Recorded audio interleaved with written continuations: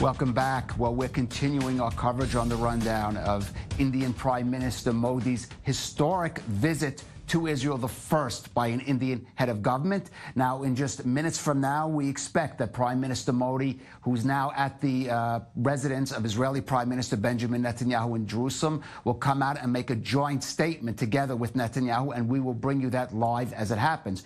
But first, let's go to the Prime Minister's residence and our diplomatic reporter, Eli Hochenberg, who is there on the scene in Jerusalem.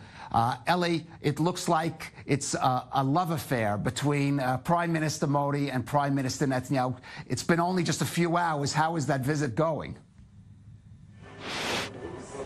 Yes, indeed. There's a slight delay in the schedule. Netanyahu and Modi are expected to arrive here soon, but I can tell you that I've been here many times in the past, and I've never seen Netanyahu's staff so calm and satisfied. And this really an historic visit. We've heard it numerous times throughout the day, but the personal relationship, a very special one between Modi and Netanyahu, is definitely playing a significant role in this regard. This is also what the officials of the Foreign Ministry has been telling us, and this is one of the reasons why Netanyahu will escort Modi at every single stop in his very tight schedule in the upcoming 2 days. So definitely the unique bond between the individual bond between the two leaders is very much significant. Are we expecting anything in their statement that will be news-making, or are they going to be taking questions from the press? What are we expecting in that statement?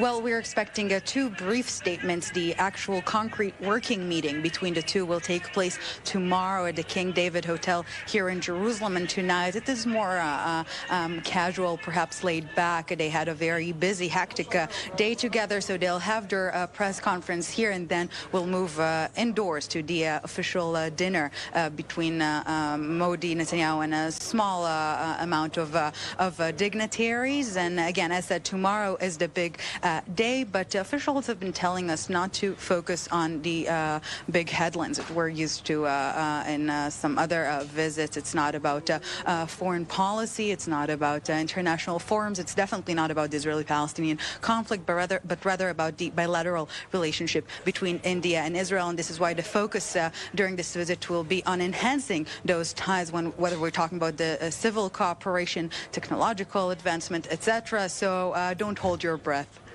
Okay. Eli Hochenberg, thank you for that report. And, of course, we'll be checking up with you later. Well, back in the studio with us, Bianca Zanini, our international affairs correspondent, and Hilly Hurt, who's the deputy director of the PASS Program for Global Innovation, ex-commercial officer at the Indian Embassy in Tel Aviv. Bianca, some very interesting items on the schedule for Prime Minister Modi. You mentioned the diaspora, the common diaspora, but in fact, he's going to be speaking to Israeli Indians here in the coming days. Yes, he will. I just want to make a quick point to what our colleague Eli Hochenberg said about how the staff of Benjamin Netanyahu seems very calm and very pleased.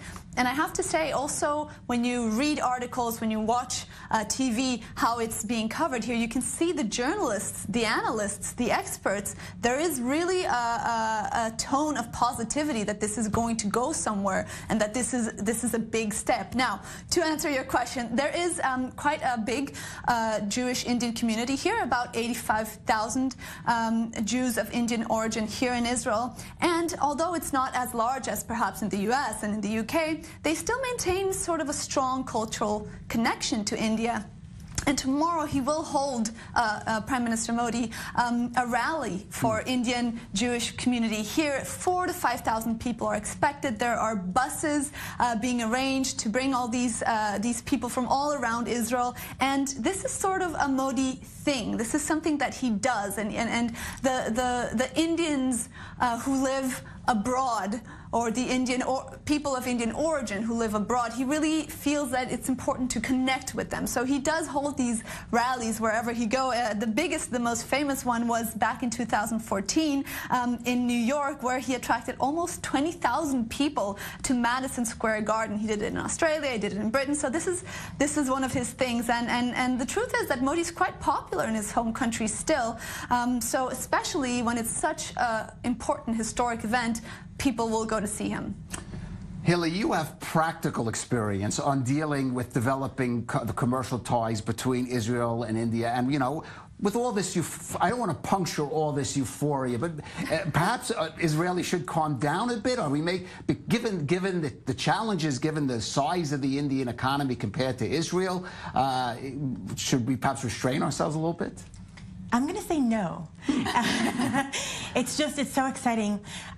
You know, since the demonetization in the end of last year, there's been a lot of mobile payments. You know, there are more than 1 million users added to mobile payments a day in India. The healthcare market alone is supposed to reach in 2020 $280 billion. We're talking about scaling in numbers that, you know, the Israeli economy hasn't practiced yet.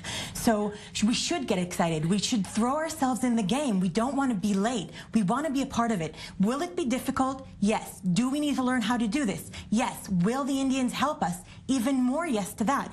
They are willing to take us there. They're willing to teach us the ropes.